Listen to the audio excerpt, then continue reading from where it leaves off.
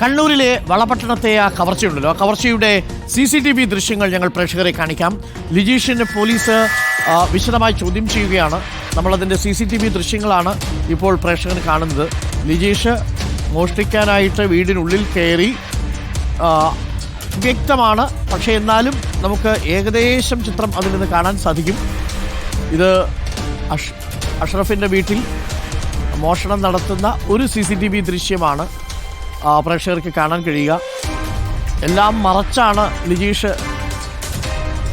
അവിടെ മോഷണം നടത്താൻ പോയിരിക്കുന്നത്. അദ്ദേഹം കർട്ടനൊക്കെ മാറ്റിയിടുന്നുണ്ട്.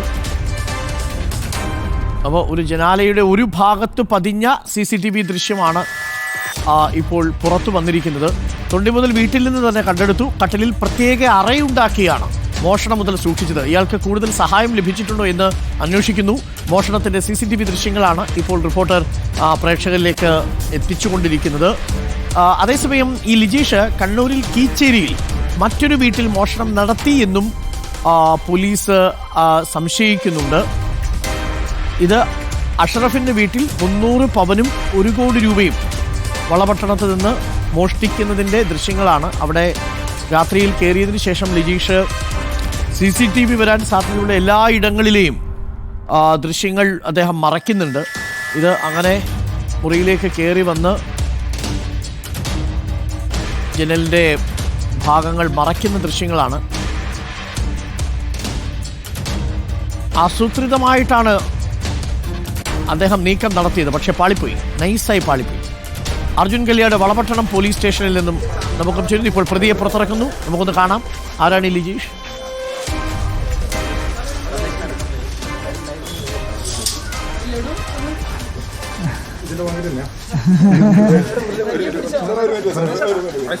പ്രതിയെ പിടിച്ചതിന് ലഡു വിതരണം.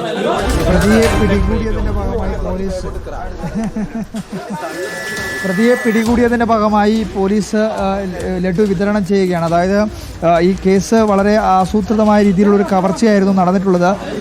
വലിയ രീതിയിൽ ഒരു ആദ്യഘട്ടത്തിൽ ഒരുപാട് സംശയങ്ങൾ പോലീസിന് ഉണ്ടായിരുന്നുവെങ്കിലും പിന്നീട് വളരെ രീതിയിലുള്ള ഒരു അന്വേഷണത്തിലൂടെയാണ് പോലീസ് വളരെ കൃത്യമായ രീതിയിലായിരുന്നു ഈ കേസ് അന്വേഷിച്ചത്. അതിൻ്റെ അരുൺ, അതായത് പോലീസ് ഇപ്പോൾ ഈ ലഡു വിതരണം നടത്തുകയാണ്. അതായത് ഈ കേസിൻ്റെ ആദ്യഘട്ടം മുതൽ തന്നെ ഒരുപാട് സംശയങ്ങൾ പോലീസിനുണ്ടായിരുന്നു. അപ്പോൾ അതിൻ്റെ അടിസ്ഥാനത്തിലാണ് ഇപ്പോൾ അത്തരത്തിൽ എന്താണ് അതെ അതെ ഇന്ന് തന്നെ കോടതിയിലായിരുന്നു. ബാക്കി പ്രസ് മീറ്റിൽ പറയാം.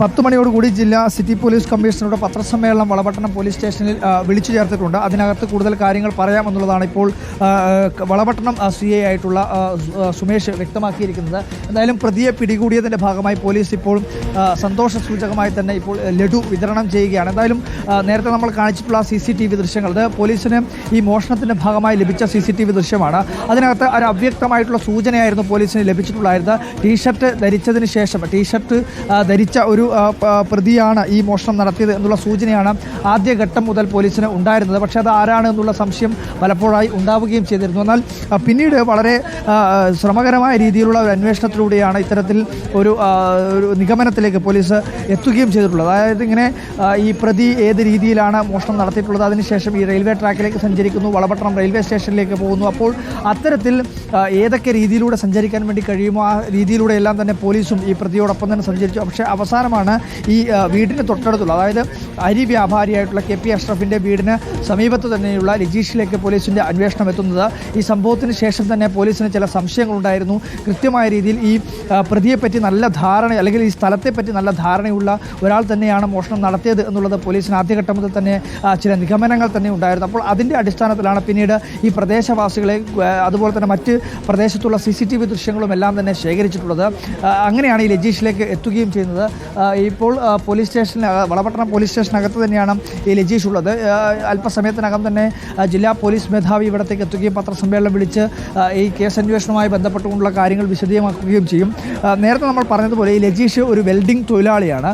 അതുകൊണ്ട് തന്നെ മുൻപ് വിദേശത്തൊക്കെ പോയിട്ടുള്ള ആളുമാണ്. അപ്പോൾ ഈ മേഖലയിൽ ഈ ജോലി ചെയ്യുന്ന ഈ മേഖലയിലുള്ള അദ്ദേഹത്തിൻ്റെ ഈ വൈദഗ്ധ്യം ഈ മോഷണത്തിലും അദ്ദേഹം പ്രയോഗിച്ചിട്ടുണ്ട് എന്നുള്ളതാണ് മനസ്സിലാക്കുന്നത്. അതായത് ഈ വീടിൻ്റെ പുറകുവശത്തായി വരുന്ന ജനൽ പാളി മുഴുവനായും തന്നെ ഇരുമ്പ് കൊണ്ട് നിർമ്മിച്ചിട്ടുള്ള ആ ജനൽ പാളി ഗ്രിൽസ് മുഴുവനായും തന്നെ കട്ട് ചെയ്ത് മാറ്റി അതിനുശേഷമാണ് ഈ പ്രതി മോഷണത്തിന് വേണ്ടി അകത്തേക്ക് കടക്കുന്നത്. CCTV-യിൽ നമ്മൾ പൂർണ്ണമായിട്ടും നീക്കം ചെയ്തെന്ന് പറഞ്ഞാൽ രാത്രിയിൽ വലിയ ശബ്ദം കേൾക്കാതെ വളരെ സാങ്കേതിക വൈദഗ്ധ്യത്തോടു കൂടിയാണ് മുറിച്ചു മാറ്റിയിരിക്കുന്നത് അല്ലേ?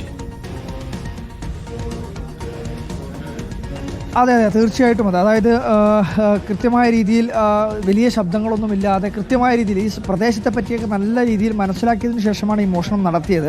അതുകൊണ്ട് തന്നെ ഏതൊക്കെ രീതിയിലാണ് ഇവിടെ ഏതൊക്കെ സമയത്താണ് മോഷണം നടത്തുക, അല്ലെങ്കിൽ ആൾക്കാർ കേൾക്കാതെ ഏത് രീതിയിലാണ് ഈ മോഷണം നടത്തുക തുടങ്ങിയിട്ടുള്ള കാര്യങ്ങളെല്ലാം തന്നെ പ്രതി വളരെ ആസൂത്രിതമായിരുന്നു. അതുകൊണ്ട് തന്നെയാണ് വളരെ വലിയ ശബ്ദമൊന്നുമില്ലാതെ ഈ ഗ്രിൽസ് അങ്ങനെ തന്നെ മുറിച്ചു മാറ്റിയത്. അതിനുശേഷം ആ ഗ്രിൽസ് വഴിയാണ് ഈ പ്രതി അകത്തേക്ക് കടന്ന് ഈ മോഷണം നടക്കുന്ന സമയത്തും ഈ ഒരു ജനൽ കർട്ടൻ ഇങ്ങനെ മാറ്റുന്നത് ഉൾപ്പെടെ നമുക്ക് ആ CCTV-യിൽ കാണുകയും ചെയ്യും. അതായത് ഒരു മുറിയിൽ നിന്നും ഈ CCTV-യിൽ ദൃശ്യങ്ങൾ പതിയാതിരിക്കുന്നതിന് വേണ്ടി അപ്പാടെ തന്നെ ഈ ഒരു ഭാഗം മറച്ചു കളയുന്നത്, ജനലിൻ്റെ കർട്ടൻ ഉപയോഗിച്ച് ഈ പ്രതി തന്നെ ഇത് മറച്ചു കളയുന്നത് നമുക്ക് ദൃശ്യങ്ങളിൽ കാണാൻ വേണ്ടി കഴിയുന്നുണ്ട്. അപ്പോൾ സ്വാഭാവികമായും നമുക്ക് പറയാൻ വേണ്ടി കഴിയുന്നത് അല്ലെ പോലീസിന് ആ സൂചന മാത്രമായിരുന്നു ഉണ്ടായിരുന്നത്. അതായത് ആ CCTV മാത്രമാണ് പോലീസിൻ്റെ പക്കൽ ഉണ്ടായിരുന്നത്. അപ്പോൾ അതിനകത്ത് ഏത് പ്രതിയാണ് എന്നുള്ളത് മനസ്സിലാക്കാൻ വേണ്ടിയിട്ടുള്ള യാതൊന്നും പോലീസിനുണ്ടായിരുന്നില്ല. പക്ഷേ പ്രതി ധരിച്ചിരുന്നത് ഒരു ടീഷർട്ടാണ്, മുഖംമൂടി ഉണ്ടായിരുന്നു എന്നുള്ള തെളിവുകൾ ഉണ്ടായിരുന്നു. പിന്നീടാണ് ഈ ഡോഗ് സ്ക്വാഡും അതുപോലെ തന്നെ വിരലടയാള വിദഗ്ധരുമൊക്കെ ഇവിടത്തേക്ക് എത്തിയത്. അതിനുശേഷം നടത്തിയിട്ടുള്ള അന്വേഷണത്തിൽ ഈ തൊട്ടടുത്തുള്ള റെയിൽവേ ട്രാക്കിലേക്ക് പോലീസ് നായ മണം പിടിച്ച് സഞ്ചരിക്കുന്ന ഒരു സാഹചര്യം ഉണ്ടായി. അതിനുശേഷം വളപട്ടണം റെയിൽവേ സ്റ്റേഷനിലേക്ക് ഈ നായ എത്തി. അതിനുശേഷമാണ് പോലീസിന് ഒരുപാട് സംശയങ്ങളുണ്ടായത്. ഈ പ്രതി മറ്റ് സംസ്ഥാനങ്ങളിലേക്ക് കടന്നിട്ടുണ്ടാവുമോ തുടങ്ങിയിട്ടുള്ള കാര്യങ്ങളെല്ലാം തന്നെ പോലീസിന് സംശയമുണ്ടായത്. പക്ഷേ പിന്നീട് CCTV ദൃശ്യങ്ങൾ സമീപത്തുള്ള മറ്റ് CCTV ദൃശ്യങ്ങൾ കേന്ദ്രീകരിച്ചുകൊണ്ടും പോലീസ് പരിശോധന നടത്തി. അതിലാണ് ഇങ്ങനെ ഈ പ്രദേശത്തെപ്പറ്റി നന്നായി ധാരണയുള്ള ഒരാളാണ് ഈ കവർച്ച നടത്തിയത് എന്നുള്ള ചില സൂചനകൾ പോലീസിന് ലഭിച്ചത്. അങ്ങനെയാണ് പോലീസ് ഈ ലജീഷിലേക്ക് അന്വേഷണം എത്തിക്കുന്നത്. അങ്ങനെ ലജീഷിലേക്ക് അന്വേഷണം എത്തിയതോടുകൂടി തന്നെ ലജീഷിനെ പോലീസിൻ്റെ നിരീക്ഷണത്തിലായിരുന്നു. കഴിഞ്ഞ കുറച്ച് ദിവസങ്ങളായി പോലീസിൻ്റെ നിരീക്ഷണത്തിൽ തന്നെയായിരുന്നു ലജീഷ് ഉണ്ടായിരുന്നത്. ചില ചോദ്യം ചെയ്യലുകൾ, ചില അന്വേഷണങ്ങളെല്ലാം തന്നെ ലജീഷിനെ കേന്ദ്രീകരിച്ചുകൊണ്ട് നടത്തി. അങ്ങനെയാണ് കഴിഞ്ഞ ദിവസം പോലീസ് വീട്ടിലെത്തി പരിശോധന നടത്തുന്ന ഘട്ടത്തിൽ വീടിന്റെ നമുക്ക് ലഭ്യമായിട്ടുള്ള ചിത്രം കൂടി നൽകാവുന്നതാണ്. കൊടുക്കാം ആ ദൃശ്യങ്ങൾ കാണാം. നമുക്ക് ഫുൾ ഫ്രെയിമിൽ തന്നെ കാണിക്കാം ലിജീഷിനെ. ബിൽഡിംഗ് തൊഴിലാളിയായ ലിജീഷ് ലിജീഷ്